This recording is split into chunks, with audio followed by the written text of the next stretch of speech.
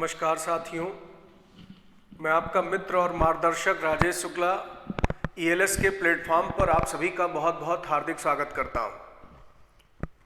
बच्चों, जैसा कि आप सब थंबनेल के माध्यम से ये समझ गए होंगे कि आज हम लोग जिस विषय पर बात करने जा रहे हैं वो प्रतियोगी परीक्षाओं की तैयारी करने वाले छात्रों के लिए एक बहुत ही अहम विषय है। जीएस की तैयारी कैसे करें, जीएस में अच्छा स्कोर कैसे लाएं, ये विभिन्न प्रतियोगी परीक्षाओं की तैयारी करने वाले छात्रों के लिए एक बड़ा अहम विषय होता है। आप सब जानते हैं कि आज जितनी भी प्रतियोगी परीक्षाएं हैं, चाहे वो सीएपीएफ की परीक्षा है, चाहे सीडीएस की है, चाहे एसएससी सीजीएल की तैयारी कर रहे हैं आप, सीएचएसएल की परीक्षा में अपीयर हो रहे हैं, या फिर रेलवे की परीक्षाएं दे रहे हैं, विविध प्रतियोगी परीक्षाएं, सब में जीएस की भूमिका बड़ी अहम है।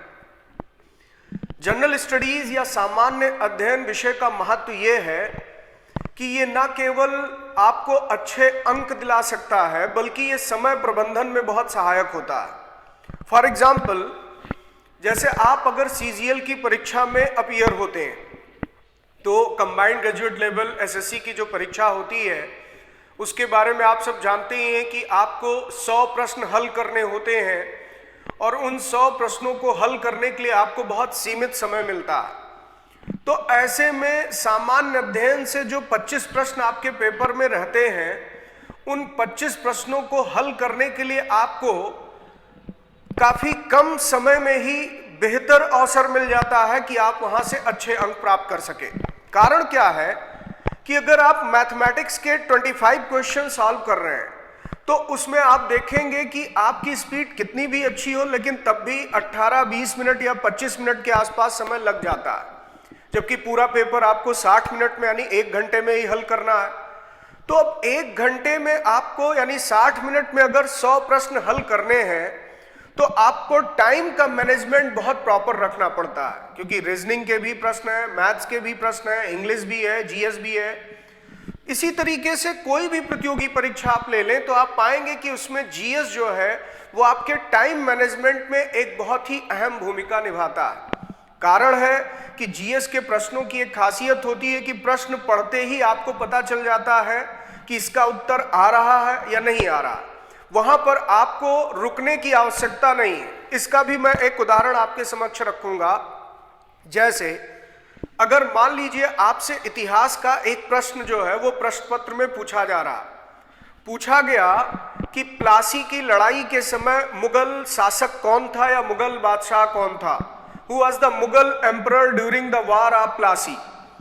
तो अगर ऐसा कोई प्रश्न आपके सामने आता है, आपने पढ़ा है तो तुरंत माइंड में क्लिक करेगा, और बिल्कुल टच ही नहीं किया है तो आप कितना भी ऑप्शन आप पढ़ें जो है वो समझ में नहीं आएगा। जैसे मान लीजिए लिखा है ऑप्शन में मोहम्मद शाह, ऑप्शन में लिखा अहमद शाह, ऑप्शन में लिखा आलमगीर द्वितीय, ऑप्शन में लिखा है शाह आलम द्वितीय, इस तरह के ऑप्शन सामने रख दिए गए। तो चाहे शाह आलम का नाम आए, चाहे आलमगीर का नाम आए, चाहे अहमद शाह का नाम आए, चाहे मोहम्मद शाह का, अगर आपने टॉपिक पढ़ा है तो तुरंत वो क्लिक करेगा, और अगर पढ़कर ही नहीं गए हैं तो फिर वहां पर आप उत्तर नहीं जान सकते। लेकिन मैथमेटिक्स के प्रश्न हो या रीजनिंग के प्रश्न हो, उसमें ऐसा नहीं होता। उसमें आपके सामने अगर इक्वेशन आते हैं तो आप उसको सॉल्व करते हैं और तब फाइंड आउट करते हैं उसका आंसर, और सॉल्व करने के दौरान ही आपको पता चलता है कि इसका आंसर हम फाइंड आउट करने की पोजीशन में है या नहीं। तो जीएस के प्रश्नों की यही खासियत है कि पढ़ते ही हम तुरंत आगे बढ़ सकते हैं कि आ रहा या नहीं आ रहा। अब सबसे बड़ी बात क्या है कि खासकर एसएससी सीजीएल की तैयारी करने वाले छात्रों के चयन में अगर कोई चीज सबसे बड़ी बाधा के रूप में है तो वो जीएस सेगमेंट ही है। मेरा खुद का पिछले लगभग 15-16 साल से पढ़ाते हुए ये अनुभव रहा है। हालांकि आपकी परीक्षा प्रणाली में समय के साथ बदलाव आया। जैसे सीजीएल की परीक्षा में पहले ऑफलाइन मोड में परीक्षा होती थी, जीएस के 50 प्रश्न होते थे, अब आपका पेपर पैटर्न बदल गया। अब आपके पेपर में 100 क्वेश्चंस में जीएस के 25 क्वेश्चंस होते हैं। टियर 1 परीक्षा की बात कर रहा हूं। तो मैं केवल सीजीएल की बात नहीं करूंगा, कोई भी प्रतियोगी परीक्षा ले ले। जैसे यहां लिखा भी हुआ है ऑल कॉम्पिटिटिव एग्जाम, यानी सीएपीएफ हो या सीडीएस हो, एफकैट हो रेलवे की परीक्षा हो, सब में जो है वो जीएस में कहीं ना कहीं आप देखेंगे कि बच्चों का स्कोर जो है वो कई बार बहुत कम रह जाता है।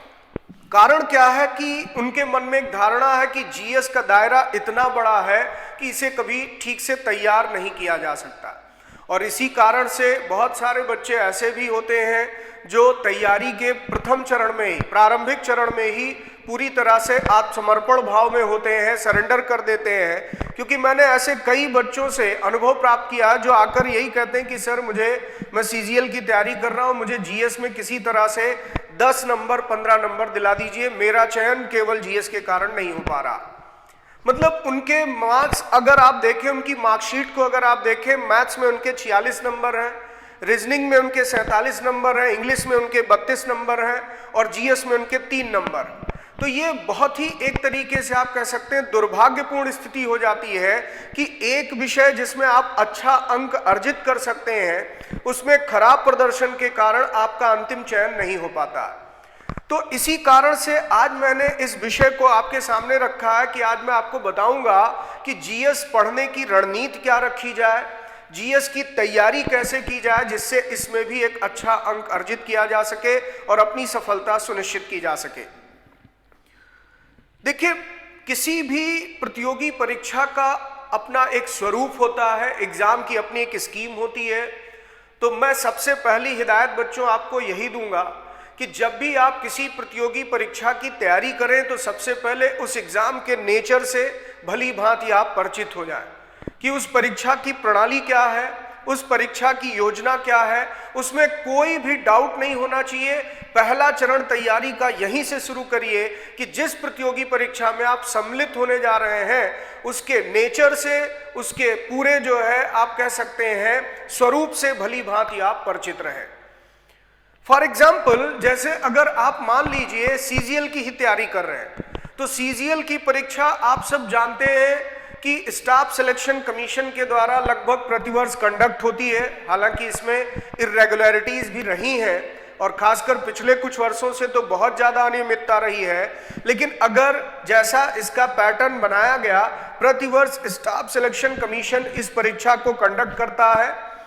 इस परीक्षा में आप देखते हैं कि इसके 3 चरण हैं। एक आप टीयर 1 या प्रारंभिक चरण कह सकते हैं, दूसरे को आप टीयर 2 या मुख्य चरण कह सकते हैं, और फिर तीसरा जो एक लिखित परीक्षा का चरण होता है।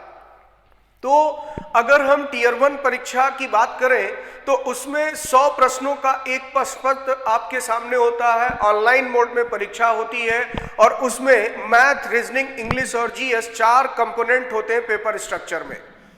अब अगर यहां पर चारों कंपोनेंट को आप देखें, बराबर वेटेज है, सबसे 25-25 प्रश्न पूछे जाते हैं, यानी उसमें जीएस सेक्शन से भी 25 प्रश्न आपके प्रश्न पत्र में रहते हैं। इसी तरीके से अगर कोई स्टूडेंट मान लीजिए सीएपीएफ परीक्षा की तैयारी कर रहा है तो सीएपीएफ की परीक्षा में आप पाएंगे कि जो आपका जीएस का पेपर होता है उसमें चूंकि नंबर ऑफ क्वेश्चंस टोटल 125 होते हैं, हालांकि उसमें मैथ्स के भी प्रश्न रहते हैं, रीजनिंग के भी प्रश्न रहते हैं, लेकिन जीएस का उसमें वेटेज ज्यादा होता है। तो 125 प्रश्नों में से लगभग 100 प्रश्न जो है आप देखेंगे वो जीएस के ही रहेंगे, तो नंबर ऑफ क्वेश्चंस वहां पर बढ़ जाते हैं। यानी हर एक परीक्षा की अपनी अलग योजना है, उसके प्रश्न पत्र का अपना अलग स्वरूप है। तो आप जिस परीक्षा की तैयारी कर रहे हैं सबसे पहले उस परीक्षा की योजना को जानिए, उसके प्रश्न पत्र के स्वरूप को जानिए, और इसको जानने का सबसे अच्छा माध्यम है कि ऑफिशियल वेबसाइट पर जाकर आप एग्जाम की स्कीम को समझिए और बाकी प्रीवियस ईयर के पेपर का एनालिसिस करके आप प्रश्नों का स्तर समझ सकते हैं, प्रश्नों का स्वरूप समझ सकते हैं। तो ये काम आपको करना है तैयारी के प्रारंभिक चरण में। किसी भी एग्जाम की तैयारी आप शुरू करें तो सबसे पहले इस चीज को एकदम स्पष्ट कर ले कि परीक्षा की योजना क्या है, परीक्षा में पूछे जाने वाले प्रश्नों की प्रकृति क्या है और कौन कौन से कंपोनेंट हैं पेपर के जिसकी हमें तैयारी करनी है। अब आज मैं स्पेशली आपसे केवल जीएस पर बात करूंगा, और वो भी जीएस इतना वाइड है कि उसको मैं अलग अलग सेगमेंट वाइज आपको समझाने का प्रयास करूंगा।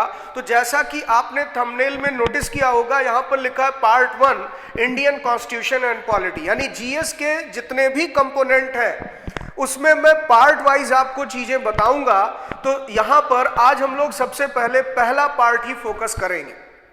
लेकिन मैं पहले पार्ट के बारे में आपसे बात करूं इससे पहले कुछ चीजें और भी स्पष्ट कर देता हूं।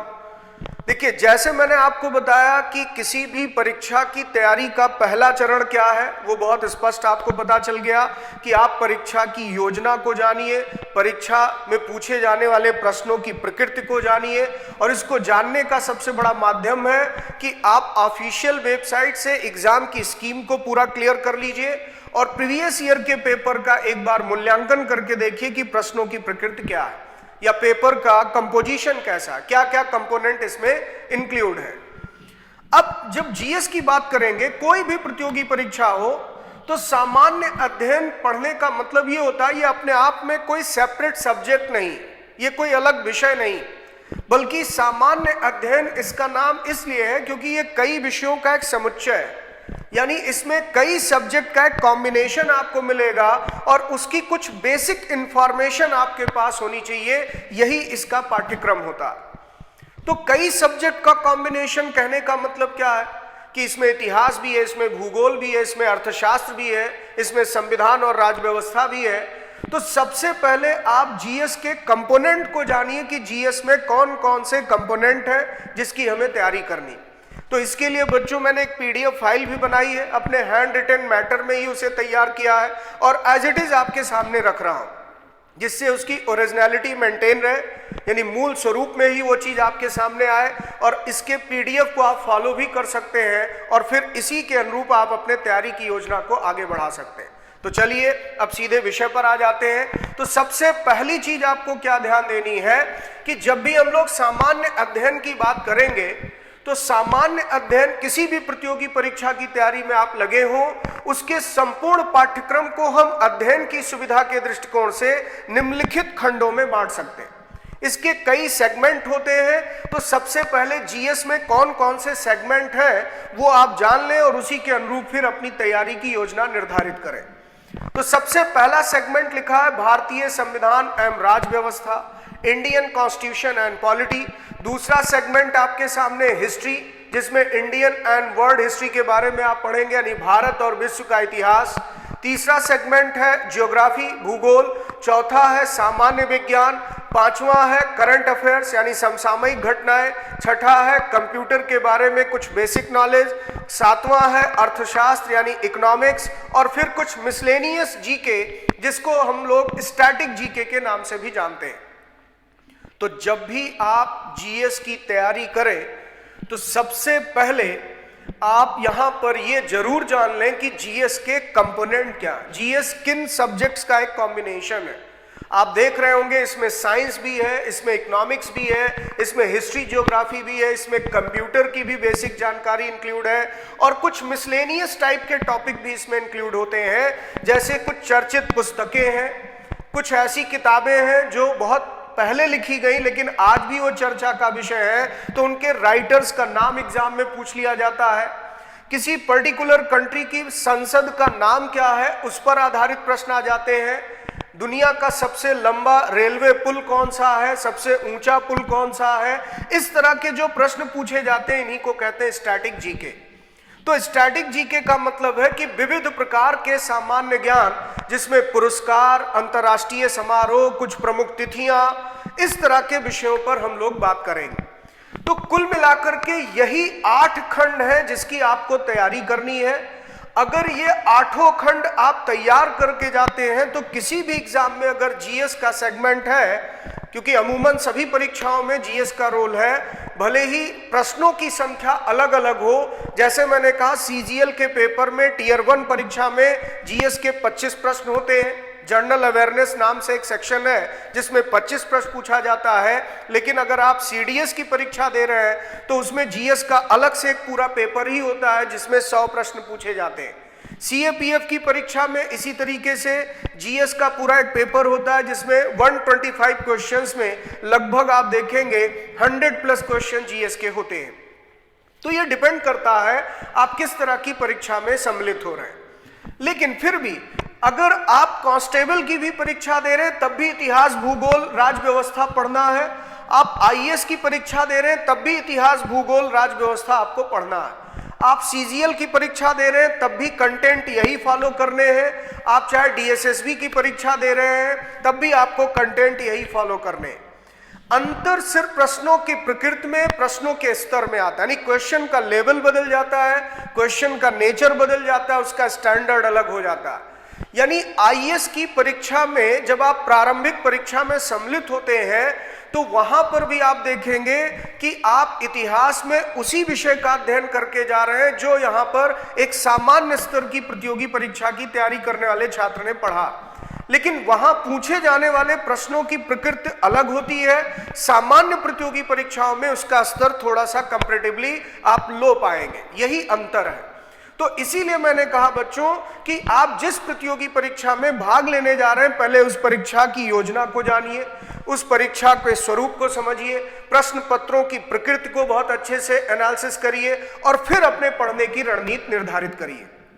तो मैं इस वीडियो के माध्यम से आपको सिर्फ ये बताना चाहता हूं कि जीएस में आपको क्या क्या तैयार करना चाहिए जिससे आप एक कंफर्टेबल जोन में रहें कि अगर पेपर में नंबर ऑफ क्वेश्चंस 25 हैं तो हम 20 के आसपास या 20 प्लस कर सके, या अगर नंबर ऑफ क्वेश्चंस 100 हैं तो हम 70 या 80 प्लस जो है स्कोर कर सकें। इसी रणनीति के तहत आपको काम करना होगा। जीएस में आपको ये 8 खंडों की पूरी तैयारी करनी है। तो एक बार पुनः मैं आपके सामने वो खंड जो है दिखा रहा हूं, संविधान और राज व्यवस्था, इतिहास, भूगोल, सामान्य विज्ञान, समसामयिक घटना यानी करंट अफेयर्स, कंप्यूटर के बारे में कुछ बेसिक नॉलेज, इकोनॉमिक्स और फिर स्टैटिक जीके या मिसलेनियस टाइप के जो जनरल नॉलेज है। ये 8 खंड आपको जीएस की तैयारी में तैयार करने होंगे। क्लियर हुआ?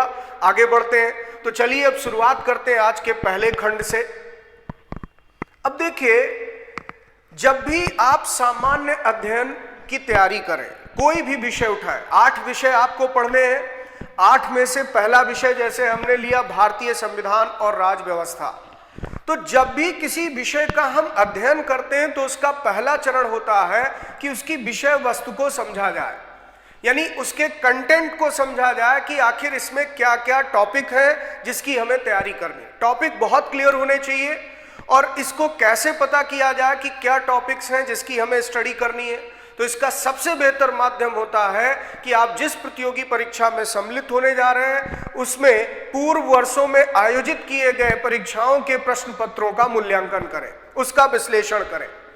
यानी आप कोई भी प्रीवियस ईयर का पेपर उठा लें और हो सके तो बिल्कुल लेटेस्ट, जैसे अभी 2021 चल रहा है तो आप 2020 में जो परीक्षा हुई, 2019 में जो परीक्षा हुई, 2018 में जो हुई, पिछले 2-3 साल के परीक्षा प्रश्न पत्रों को आप उठाइए, उनका विश्लेषण करिए और उसके आधार पर आप टॉपिक निकालिए कि किस तरह के टॉपिक से प्रश्न पूछे गए, और फिर एक संशोधित पाठ्यक्रम तैयार करिए और उसी पाठ्यक्रम के अनुरूप एक एक चैप्टर्स पर आप जो है वो अपने पढ़ने की प्लानिंग को आगे बढ़ाइए।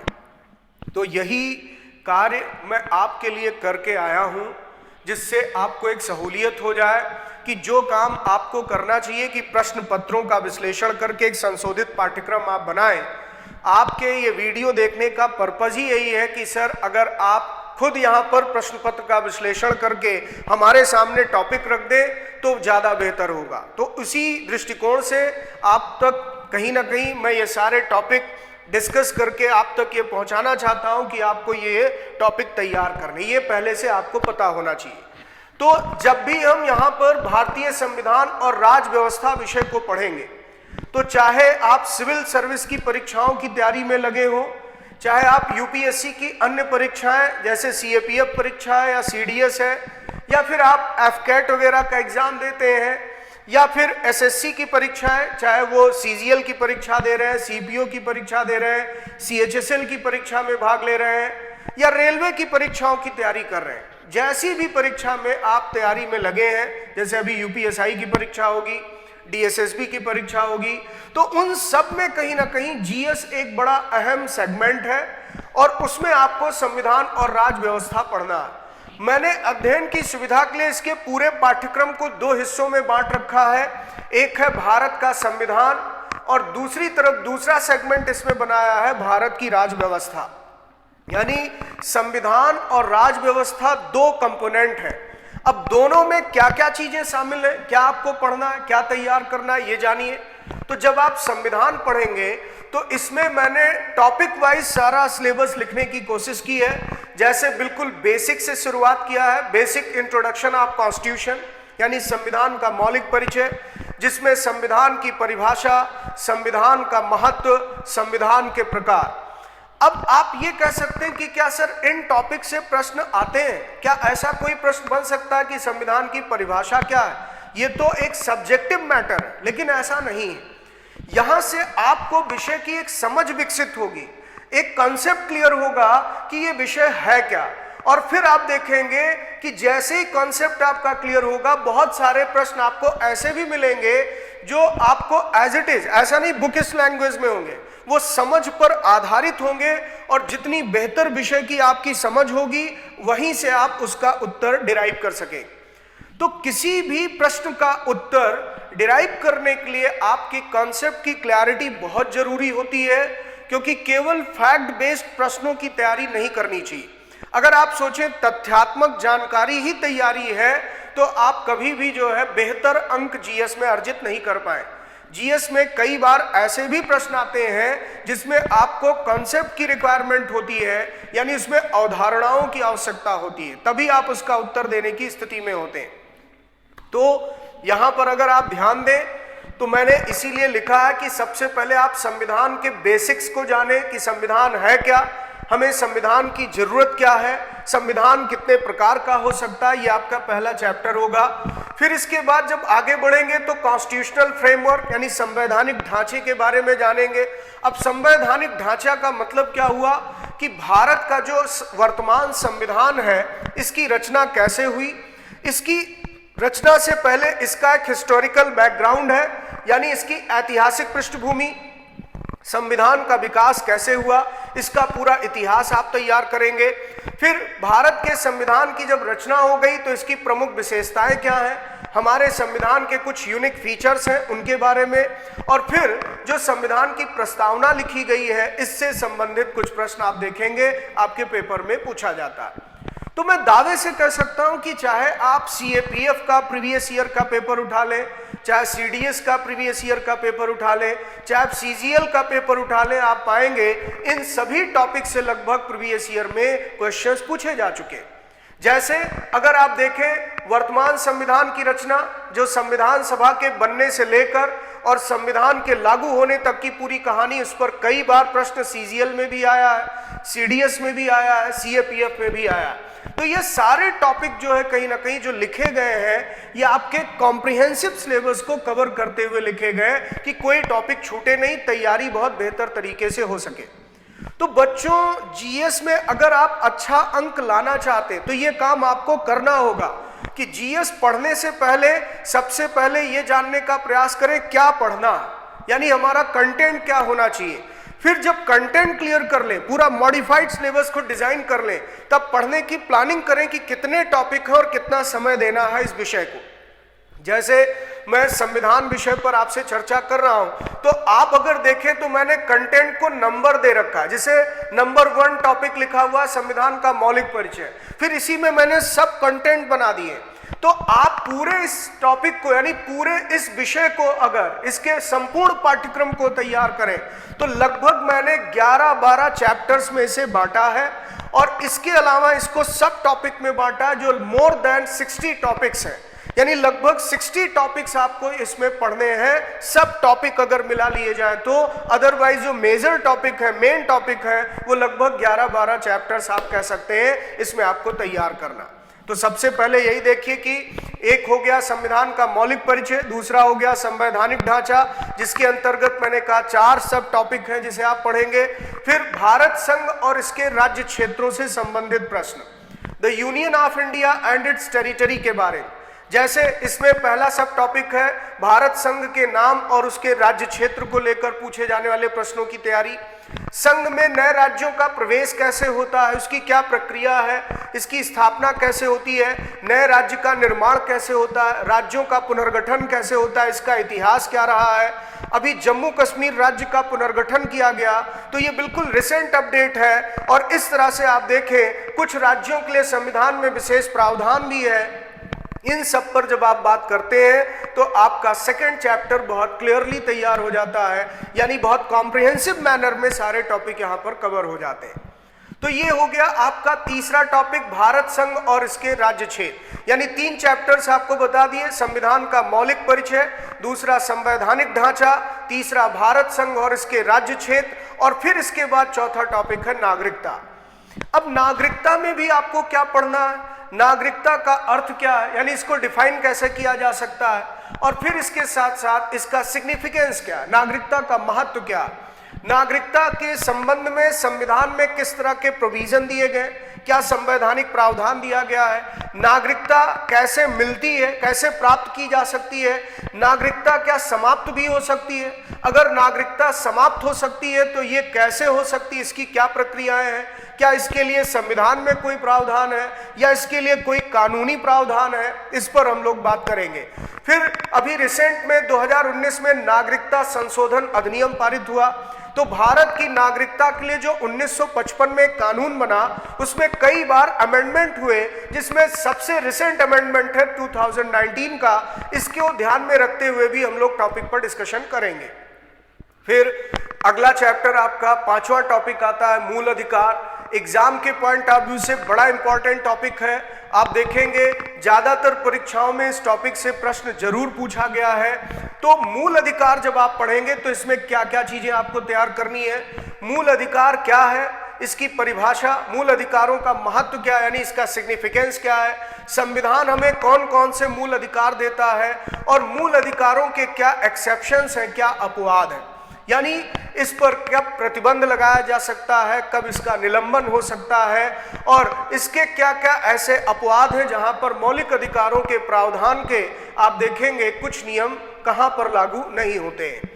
फिर इसके साथ साथ डायरेक्टिव प्रिंसिपल एक टॉपिक है, जिसमें डायरेक्टिव प्रिंसिपल किसे कहते हैं, डायरेक्टिव प्रिंसिपल्स के फीचर्स क्या हैं, इनका क्लासिफिकेशन किस तरह से किया जा सकता है, कौन कौन से डायरेक्टिव प्रिंसिपल्स किस तरह से अलग अलग कैटेगरी में रखे जा सकते हैं, और फंडामेंटल राइट्स और डायरेक्टिव प्रिंसिपल्स में क्या रिलेशन है और इनमें क्या डिफरेंस है, इस तरह की बातें हम लोग करेंगे। और फिर इसके बाद फंडामेंटल ड्यूटीज आपका एक छोटा सा टॉपिक होगा, और कुछ प्रमुख संविधान संशोधन पर। संविधान संशोधन में हम लोग पूरी प्रक्रिया का वर्णन करेंगे कि कैसे संविधान संशोधन किया जाता है, संविधान में संशोधन करने की किस प्रक्रिया का वर्णन मिलता है, और साथ में कौन कौन से प्रमुख संविधान संशोधन हुए हैं, क्योंकि भारत के संविधान में अब तक 100 से ज्यादा बार अमेंडमेंट हो चुका है। तो ये आपका पहला टॉपिक था, या आप ये कह सकते हैं कि संविधान और राज्य व्यवस्था का जो सेगमेंट है उसको मैंने 2 हिस्सों में बांट रखा है, संविधान और राज्य व्यवस्था। तो संविधान के अंतर्गत आपको ये 8 चैप्टर तैयार करने, और बच्चों मैं दावे से कह रहा हूं कि अगर आप ये 8 चैप्टर्स तैयार कर लेते हैं, जो जो टॉपिक्स इसमें लिखे हैं ये सारे अगर आप कवर कर लेते हैं, तो आप किसी भी स्तर की परीक्षा में सम्मिलित हो, आप अपने आप को एक कंफर्टेबल जोन में देखेंगे। चाहे आप डीएसएसबी की परीक्षा में बैठे, चाहे आप जो है वो यूपीएससी की परीक्षाओं में सम्मिलित हो, या एसएससी सीजीएल की परीक्षा, या सीपीओ की परीक्षा, सीएचएसएल की परीक्षा दें, या रेलवे की परीक्षा दें, सब में इस तरह के टॉपिक से ही रिलेटेड प्रश्न पूछे जा रहे हैं। तो तैयारी का मतलब यही होता है, देखिए पढ़ाई करने के साथ साथ उसकी अपनी एक योजना भी होनी चाहिए कि हमें क्या पढ़ना है और कितना हमारे पास समय है जिसमें इन सारी चीजों को कवर करना। तो ये कम से कम पहले आप जानिए कि संविधान के अंतर्गत ये चैप्टर अगर हम पढ़ लेते तो एक भी प्रश्न बाहर नहीं जाएगा। अब आगे बात करते हैं राज्य व्यवस्था की। देखिए, हो सकता है कुछ बच्चों के मन में ये प्रश्न उत्पन्न हो रहा हो कि सर संविधान और राज्य व्यवस्था तो एक ही बात हुई, फिर आपने अलग क्यों लिखा, इसके टॉपिक को आप अलग क्यों कर रहे हैं। तो बच्चों, जब मैं इस विषय को पढ़ाना शुरू करूंगा तो आपको पहली क्लास में सबसे पहले यही बताऊंगा कि संविधान और राज्य व्यवस्था में क्या अंतर संबंध है, ये एक दूसरे के लिए पूरक के रूप में कैसे कार्य करते हैं, लेकिन दोनों की विषय वस्तु में फर्क क्या है। संविधान एक तरीके से आप कह सकते हैं सिद्धांत है, तो राज्य व्यवस्था उसका व्यवहारिक रूप है, यानी कुछ चीजें बुनियादी नियम कानून बनाए गए जिसे हम संविधान कहते हैं, और उसी बुनियादी नियम कानून को इम्प्लीमेंट करने के लिए हम जो व्यवहारिक ढांचा खड़ा करते हैं उसे राज व्यवस्था कहते हैं। तो बहुत विस्तार से इस पर मैं आपसे बात करूंगा। अभी मैं आज केवल तैयारी कैसे की जाए इस रणनीति पर बात कर रहा हूं, इसलिए विषय कैसे हमें पढ़ना है, क्या करना है, केवल ये जानना है, ना कि हम यहां पर टॉपिक अभी क्लियर कर रहे हैं। टॉपिक में जब एक एक चैप्टर आपसे डिस्कस करूंगा तो क्लियर करते हुए आगे बढ़ूंगा। अब इंडियन पॉलिटी में आपको क्या पढ़ना है ये जान ले। तो किसी भी देश की शासन प्रणाली, क्योंकि राज व्यवस्था का मतलब ही होता है उस देश की शासन प्रणाली का अध्ययन, और आज की तारीख में डेमोक्रेटिक रूल है, लोकतांत्रिक शासन है।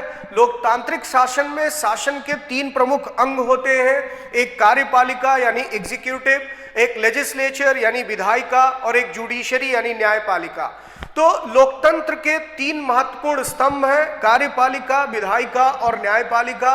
इन्हीं तीनों को ध्यान में रखकर आप पूरी राज व्यवस्था का पाठ्यक्रम निर्धारित कर सकते हैं। जैसे भारत के संविधान की विशेषता जब आप पढ़ेंगे तो आप देखेंगे कि भारत का संविधान संघीय ढांचे के अनुरूप बनाया गया है।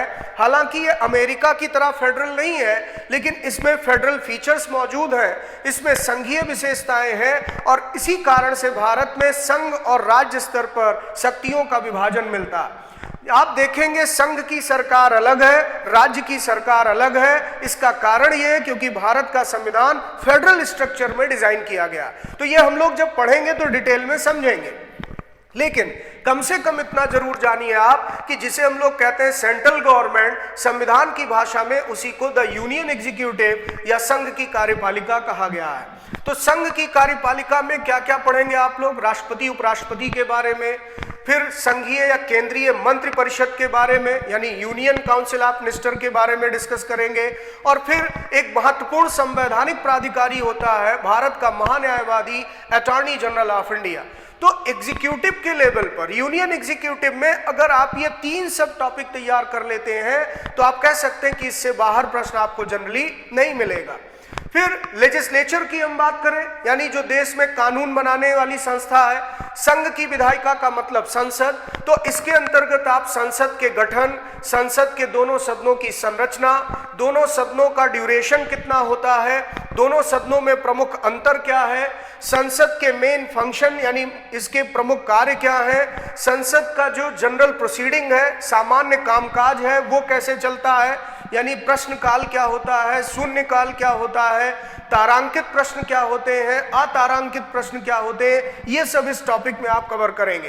फिर संसद के पीठासीन अधिकारी होते हैं, प्रिजाइडिंग ऑफिसर, जैसे लोकसभा अध्यक्ष है, लोकसभा उपाध्यक्ष है, राज्यसभा का सभापति उपसभापति है, इस सब पर हम लोग बात करेंगे। और फिर पार्लियामेंट की बहुत सारी कमेटीज होती हैं, जो 2 तरह की कमेटीज के बारे में हम लोग पढ़ेंगे। एक यहाँ पर स्टैंडिंग कमेटी होती है और एक एडहॉक कमेटी होती है। तदर्थ समिति और स्टैंडिंग समिति, इसके बारे में विस्तार से इस टॉपिक के अंतर्गत हम लोग स्टडी करें। तो ओवरऑल ये कम से कम आप जान लीजिए कि आपको संघ की कार्यपालिका में ये टॉपिक तैयार करना चाहिए और संघ की विधायिका में आपको ये टॉपिक तैयार करना चाहिए। ऐसे ही मैंने कहा भारत का संविधान संघीय ढांचे में डिजाइन किया गया है, फेडरल स्ट्रक्चर में बना है, इसीलिए राज्य की कार्यपालिका अलग है। जैसे संघ की सरकार होती है ऐसे राज्य की सरकारें, जिसमें राज्यपाल, राज्य मंत्री परिषद और राज्य का महाधिवक्ता, ये 3 महत्वपूर्ण टॉपिक हैं जिसकी आप तैयारी करें।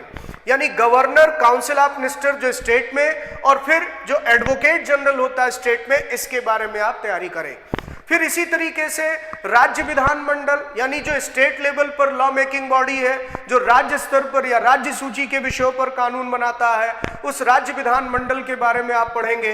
जनरली जिसे आप विधानसभा और विधान परिषद के रूप में देखते हैं। हालांकि विधान परिषद सभी राज्यों में नहीं है, बहुत सीमित संख्या में राज्यों में है। जैसे उत्तर प्रदेश में विधानसभा और विधान परिषद दोनों है, बिहार में विधानसभा विधान परिषद दोनों है, लेकिन हरियाणा में केवल विधानसभा।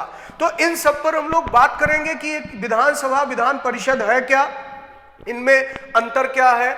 यही है राज्य विधानमंडल, यानी इसका गठन कैसे होता है, किस राज्य में द्विसदनीय विधानमंडल है, कहां पर एक ही सदनीय विधानमंडल है, विधानसभा और विधान परिषद की संरचना कैसे बनती है, इनमें क्या अंतर है, इनके प्रमुख कार्य क्या हैं, ये सब टॉपिक आप तैयार करते हैं तो आप पाएंगे राज्य विधानमंडल से जनरली इसी तरीके से प्रश्न पूछा जाएगा। फिर भारत की न्यायपालिका, न्यायिक प्रणाली के बारे में देखिए, न्यायपालिका में मैंने संघ की न्यायपालिका और राज्य की न्यायपालिका को एक करके लिखा है, इसलिए क्योंकि भारत का संविधान संघीय होते हुए भी कुछ मामलों में आप देखेंगे एकीकृत प्रणाली को अपनाता है, यानी यूनिफाइड स्ट्रक्चर को अडॉप्ट करता है, जिसका सबसे बड़ा उदाहरण है हमारी जुडिशरी। भारत में संघ और राज्य स्तर पर न्यायपालिका का गठन जरूर किया गया है, लेकिन भारत की न्यायपालिका एकीकृत है, यूनिफाइड है, इंटीग्रेटेड है, यानी एक संरचना में कार्य करती है। और इसीलिए हम लोग इसमें सुप्रीम कोर्ट, हाई कोर्ट और सबऑर्डिनेट कोर्ट्स को एक स्ट्रक्चर में रखकर पूरा पढ़ेंगे। इसी टॉपिक को मैंने नाम दिया है भारत की न्यायपालिका। तो न्यायपालिका में आपको 3 मेजर टॉपिक तैयार करने हैं, सुप्रीम कोर्ट, हाई कोर्ट और सबऑर्डिनेट कोर्ट्स। सबऑर्डिनेट कोर्ट्स में जैसे जिला स्तर की जो अदालत होती है वो कितने प्रकार की होती है, जिला स्तर का न्यायिक अधिकारी कौन होता है, कुछ बेसिक चीजें यहाँ पर आपसे एग्जाम में पूछी जा सकती हैं। इस तरह से हम लोग यहाँ पर इन टॉपिक्स की तैयारी करें। फिर आगे बढ़े तो एक बड़ा ही महत्वपूर्ण विषय आ जाता है स्थानीय स्वशासन, लोकल सेल्फ गवर्नमेंट। आप सब जानते हैं कि भारत में ग्रास रूट डेमोक्रेसी को डेवलप करते हुए भारत में पंचायती राज व्यवस्था शुरू की गई, भारत में नगर निकायों का गठन किया गया।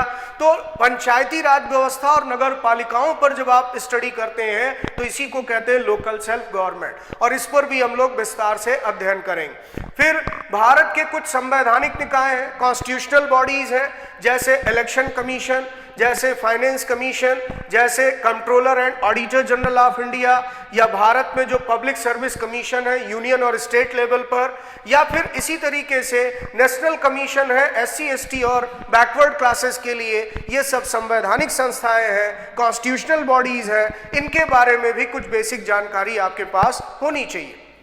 फिर यूनियन टेरिटरीज का एडमिनिस्ट्रेशन कैसे चलता है, भारत में केंद्र शासित प्रदेश भी होते हैं। केंद्र शासित प्रदेश कहने का अर्थ क्या है, कौन कौन से यहाँ केंद्र शासित प्रदेश हैं, इनके प्रशासन का निर्माण कैसे होता है, इनका प्रशासन चलता कैसे, इस पर भी हम लोग कुछ बेसिक बातें समझेंगे। और फिर एक बहुत महत्वपूर्ण विषय है, वो है आपात उपबंध। हमारे संविधान में एक विशेष प्रावधान दिया गया है जिसे आपात उपबंध के नाम से जाना जाता है, इमरजेंसी प्रोविजन। और आपातकाल में आप पढ़ेंगे 3 तरह के आपात का वर्णन मिलता है, एक राष्ट्रीय स्तर का आपात, एक राष्ट्रपति शासन के संदर्भ में जो आपात है, और एक वित्तीय आपात। तो हालांकि हमारे संविधान में राष्ट्रीय आपात जैसा कोई शब्द नहीं मिलेगा, इसमें केवल आपात लिखा हुआ है, लेकिन फिर भी राष्ट्र के स्तर पर जब संकट आता है तब यहाँ पर जो 352 के तहत आपात लगता है उसी को हम राष्ट्रीय आपात कहते हैं। ऐसे संविधान में कहीं भी राष्ट्रपति शासन टर्म नहीं है, बल्कि लिखा है the failure of constitutional machinery in the state, यानी राज्य में संवैधानिक तंत्र की विफलता। लेकिन जब राज्य में संवैधानिक तंत्र विफल हो जाता है तो अनुच्छेद 356 के तहत जो व्यवस्था बनाई जाती है उसे राष्ट्रपति शासन व्यवहारिक रूप से इसे इसी नाम से जाना जाता है। फिर वित्तीय आपात जो कि 360 में दिया गया है, तो हम 352, 356 और 360 पर बहुत विस्तार से बात करेंगे, और ये अलग से एक चैप्टर मैंने इसलिए रखा है जिसमें राष्ट्रपति की शक्तियों को जोड़ते हुए हम लोग इसको समझेंगे। फिर राजभाषा के संबंध में हमारे संविधान में कुछ प्रावधान है, कुछ गैर संवैधानिक निकाय भी हैं जिन पर बात करेंगे, क्योंकि हो सकता है यहाँ पर आपसे नॉन कॉन्स्टिट्यूशनल बॉडीज को भी लेकर कुछ बेसिक जानकारी पूछ ली जाए। जैसे मान लीजिए राष्ट्रीय मानवाधिकार आयोग होता है, राष्ट्रीय अल्पसंख्यक आयोग है, या नीति आयोग है, ये सब एक तरीके से नॉन कॉन्स्टिट्यूशनल बॉडीज हैं क्योंकि इनका जिक्र संविधान में नहीं है। तो इस तरह से कुछ गैर संवैधानिक निकायों पर भी हम लोग स्टडी करेंगे। तो बच्चों एक चीज आपको अब स्पष्ट हो गई होगी कि Indian constitution and Indian polity में हमें पढ़ना क्या। जीएस में अगर आप अच्छे अंक लाना चाहते हैं, जीएस में आप बहुत सिस्टमैटिक तरीके से स्टडी करना चाहते हैं, तो बच्चों तैयारी करने का अर्थ यही होता है कि सबसे पहले एक फ्रेमिंग तैयार करिए, एक स्ट्रक्चर बनाइए कि हमें क्या पढ़ना है।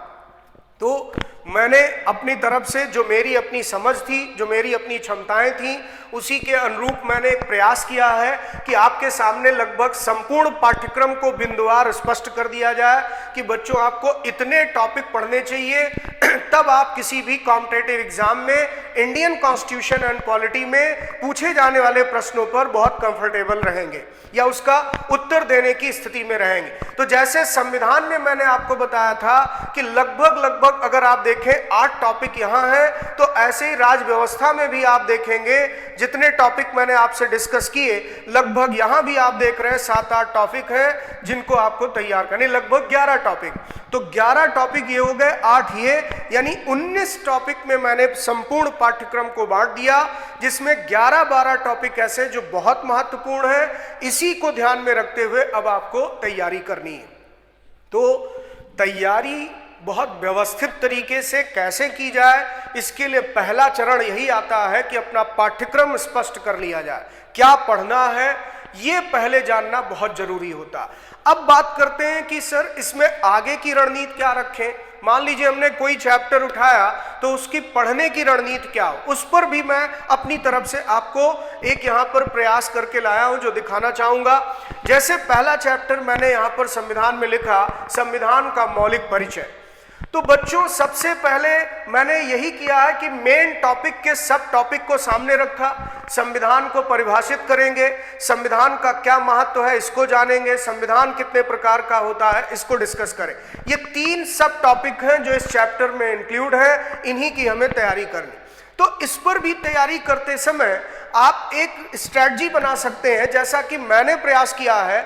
बल्कि मैं आपका बहुत जल्दी संविधान और राज व्यवस्था का पूरा पाठ्यक्रम ही ईएलएस पर डिस्कस करने जा रहा हूं, यानी मैं आपको खुद पढ़ाऊंगा ईएलएस के प्लेटफॉर्म पर, और आप यहां पर लाइव क्लासेस में यहां इसे अटेंड कर सकेंगे। लेकिन मैं फिर भी जो बच्चे सेल्फ स्टडी करना चाहते हैं उनको एक तरीका से बताना चाहता कि आप अपने तैयारी कैसे करें। बच्चों, किसी भी प्रतियोगी परीक्षा में सफलता पाने के लिए बहुत जरूरी है कि आप तैयारी के लिए गंभीर प्रयास करिए, निरंतर प्रयास करिए और एक समय दीजिए। ये शॉर्टकट तरीका आपको सफलता नहीं दिला सकता। शॉर्टकट तरीका तब अपनाया जाता है जब समय का अभाव हो, लेकिन यदि आपके पास पर्याप्त समय, तैयारी एक सतत प्रक्रिया, एक कॉन्टिन्यूअस प्रोसेस, कभी ऐसा नहीं हो सकता कि आप बिगनर हैं और 2 महीने में 3 महीने में आप संपूर्ण पाठ्यक्रम को पढ़ लें। जैसा मैंने अभी आपसे डिस्कस किया कि केवल एक विषय जीएस का पॉलिटी पढ़ा जाए, तो इसमें आप देख रहे हैं लगभग 19-20 चैप्टर हैं। अगर आप एक चैप्टर को एक दिन में तैयार करने की क्षमता रखते हैं, तब भी आप देख लीजिए कि आपको लगभग 20 दिन तो समय देना ही पड़ेगा, जबकि ये संभव ही नहीं, ये फिजिबल ही नहीं। आप एक एक चैप्टर के जो सब टॉपिक्स हैं उनकी तैयारी में ही देखेंगे, पूरा दिन निकल जाएगा। और इस तरीके से सब टॉपिक को भी आप काउंट करके देखिए, लगभग 60 टॉपिक आपके सामने। तो मेरा मानना है संविधान और राज व्यवस्था अगर आप सेल्फ स्टडी करने बैठते हैं तो लगभग 1.5 से 2 महीने में आप बहुत बेजोड़ तैयारी कर सकते। इसीलिए मैंने कहा कि एक सतत प्रक्रिया, और 1.5-2 महीने क्यों कह रहा हूं, क्योंकि आप पूरे दिन ऐसा नहीं केवल जीएस पढ़ते हैं, आपको मैथ्स भी पढ़नी होती है, आप रीजनिंग भी पढ़ रहे होते हैं, आप इंग्लिश की भी पढ़ाई कर रहे हैं। तो सभी विषयों को ध्यान में रखते हुए मैं ये मानता हूं कि अगर प्रतिदिन आप 2-2.5 घंटे भी जीएस को टाइम दे रहे हैं तो अगले 2 महीने में आप संविधान और राज व्यवस्था पर बहुत बेहतर तरीके से तैयारी कर सकते हैं। ये बात अलग है कि जिन बच्चों के पास समय सीमित है, तो मैं उनके बारे में ये जानता हूं कि वो बिगनर भी नहीं, आप कई सालों से तैयारी कर रहे हैं, कई वर्ष आपने तैयारी को दे दिए, और ऐसे में स्वाभाविक है कि बहुत सारे टॉपिक इसमें ऐसे भी हैं जो आप एक सरसरी तौर पर देख लेंगे और आगे बढ़ जाएंगे, आपको उस पर बहुत ज्यादा समय देने की आवश्यकता नहीं पड़ेगी। लेकिन एक बिगनर बच्चे के पॉइंट ऑफ व्यू से अगर सोचा जाए तो मैं तो यही मानता हूं कि उसे लगभग साल भर पूरी योजना बनानी चाहिए, पूरे साल भर की रणनीति तैयार करनी चाहिए कि मैं जीएस की तैयारी कैसे करूं। तो उसी बात को ध्यान में रखते हुए एक एक चीजें मैंने स्पष्ट की हैं। अब जब आप इस टॉपिक की तैयारी करें तो इस पर एक तरीका अपना सकते हैं। एक तरीका तो ये है कि शॉर्टकट मेथड है, आप पहले एक शॉर्ट नोट्स डेवलप करते जाएं, जैसे मैंने किया है। संविधान की परिभाषा को मैंने कुछ लाइनों में स्पष्ट करने की कोशिश की, जैसे राज्य शासन का ये मौलिक सिद्धांत है, यानी संविधान किसे कहते हैं, तो it is a basic governing principle of the state. यानी ये स्टेट का बेसिक गवर्निंग प्रिंसिपल है, राज्य के शासन का मौलिक सिद्धांत है। ये राज्य के शासन के विभिन्न अंगों की कार्यविधि और ढांचे को निर्धारित करता है। यानी it sets out the framework and the principal functions of the organs of the government of state. यानी सरकार के जो अंग है, शासन के जो अंग है, कार्यपालिका हो चाहे विधायिका हो चाहे न्यायपालिका हो, ये शासन कैसे करेगी, शासन का ढांचा क्या होगा, उसकी कार्यविधि क्या होगी, ये सारी बातें संविधान बताता है।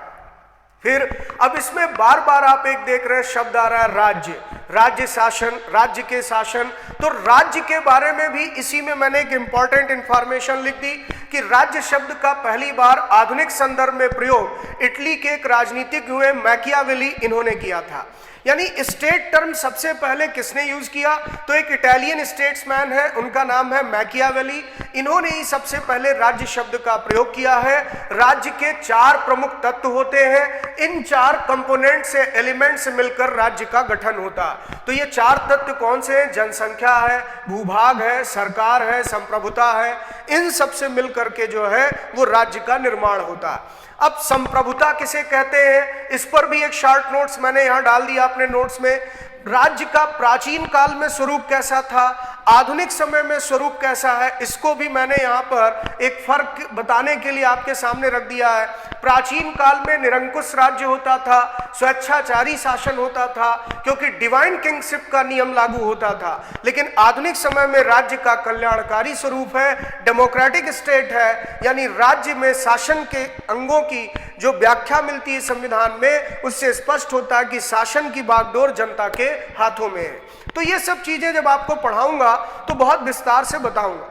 अभी सिर्फ ये बताने का प्रयास कर रहा हूं कि नोट्स कैसे बनाया जाए। तो मैंने क्या किया कि संविधान की परिभाषा को ध्यान में रखते हुए जितनी महत्वपूर्ण बातें थी, लगभग 4-5 लाइनों में पहला टॉपिक मैंने कंप्लीट कर दिया। जैसे फिर आगे बताया डेमोक्रेटिक स्टेट किसे कहा जाता है, इस पर भी कुछ जानकारी दे दी कि अब्राहम लिंकन जो अमेरिकी राष्ट्रपति हुए, इन्होंने कहा था जनता के लिए जनता द्वारा शासन। ये कोटेशन भी कभी कभी एग्जाम में आ जाते हैं। तो ये सब चीजें ध्यान में रखते हुए मैंने क्या किया, एक ही पेज पर कुछ बुलेट पॉइंट्स में नोट्स कंप्लीट कर दिया। और फिर इसके बाद आ गए हम लोग दूसरे पार्ट पर, संविधान कितने प्रकार का। यानी पहले जो है शुरुआत में जो पॉइंट्स लिखे हैं, ये संविधान क्या है, संविधान का क्या महत्व है, इस पर प्रकाश डाला गया। और फिर एक शॉर्ट नोट्स बना दिया, संविधान कितने प्रकार का होता है। तो इसमें भी आप देख रहे हैं लिखित और अलिखित 2 प्रकार का संविधान हो सकता है। लिखित संविधान क्या है और अलिखित संविधान क्या है, इसके उदाहरण भी रखे हैं। फिर इसके साथ साथ संविधान में आप दोनों में अंतर देखेंगे क्या है कि लिखित में यहाँ पर क्या व्यवस्था होती है, अलिखित में क्या व्यवस्था होती है। फिर संविधान को एक और तरीके से 2 वर्गों में बांटा जा सकता है, कठोर संविधान, लचीला।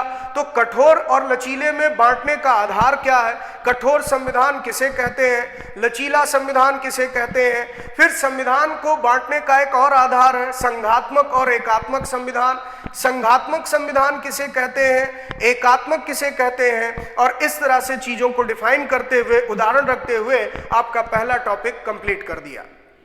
ये सिर्फ तरीका बता रहा हूं बच्चों कि नोट्स कैसे बनाया जा सकता है।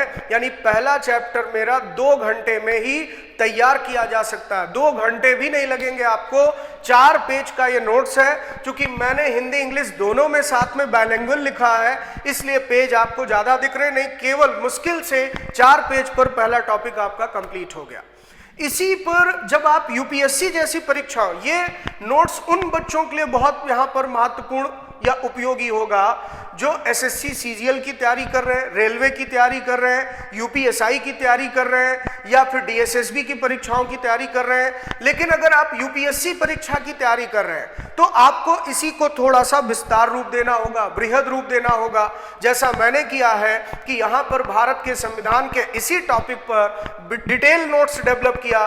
डिटेल में डिस्कशन करूंगा, डिटेल नोट्स को आपसे कहूंगा फॉलो करें। तो आप इस पर 2 टायर लेवल पर काम कर सकते हैं। एक शॉर्ट नोट्स डेवलप करिए, एक डिटेल नोट्स डेवलप करिए।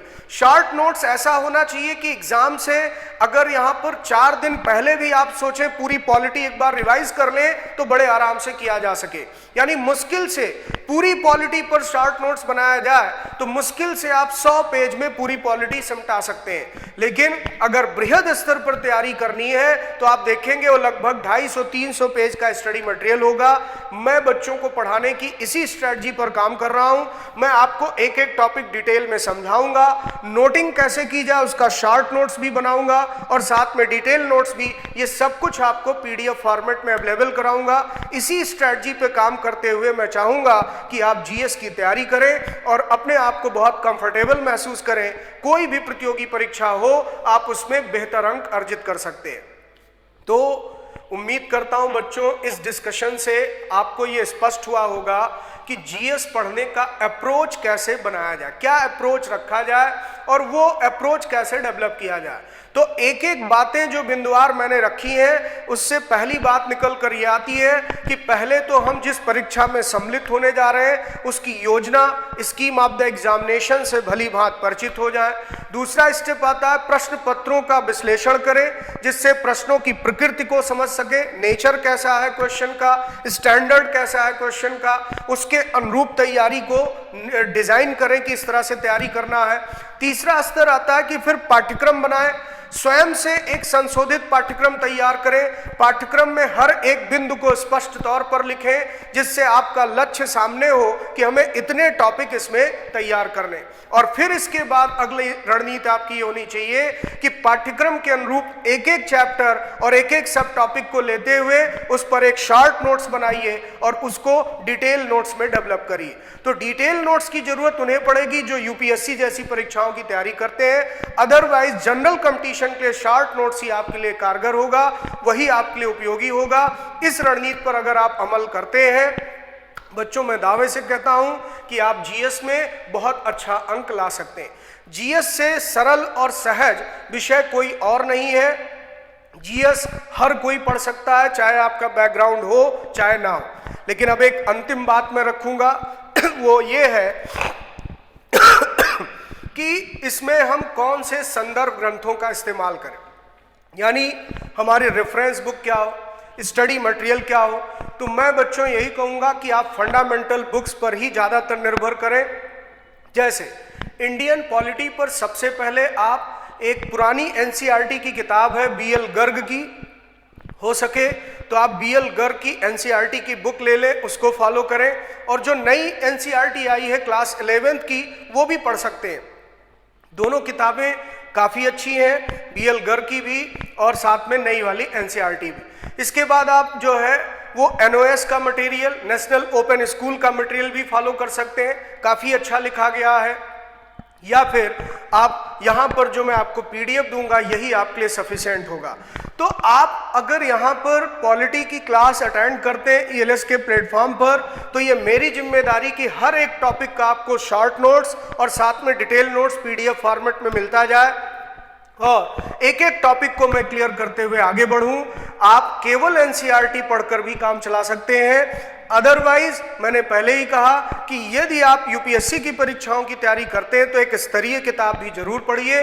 और टाटा मैग्रा हिल जो लक्ष्मीकांत की बुक है काफ़ी अच्छी लिखी गई है, आप उसको फॉलो कर सकते हैं। तो ये था बच्चों आज का part 1 Indian polity and constitution के बारे में कि इसको पढ़ने की रणनीति क्या रखी जाए, इसका पाठ्यक्रम क्या है, इसको किस अप्रोच में आगे पढ़ा जाए जिससे लाभ मिले, तैयारी अच्छे से हो सके। ऐसे ही मैं जीएस पर आपके सामने कुछ और वीडियो रखूंगा जिसमें एक एक पार्ट मैं समझाऊंगा। जैसे अगले वीडियो में कोशिश करूंगा कि इतिहास पर आपको बताऊं कि हिस्ट्री आप कैसे तैयारी करें। तो आज के लिए बच्चों इतना एनफ है, इसको आप फॉलो करने की कोशिश करें और मेरी शुभकामनाएं हैं कि आप अच्छी तैयारी करके परीक्षा में बैठें, सफलता अर्जित करें। मुझे भी कहीं ना कहीं एक सुखद अनुभूति होगी कि आपको इससे लाभ हुआ। बहुत बहुत धन्यवाद, नमस्कार।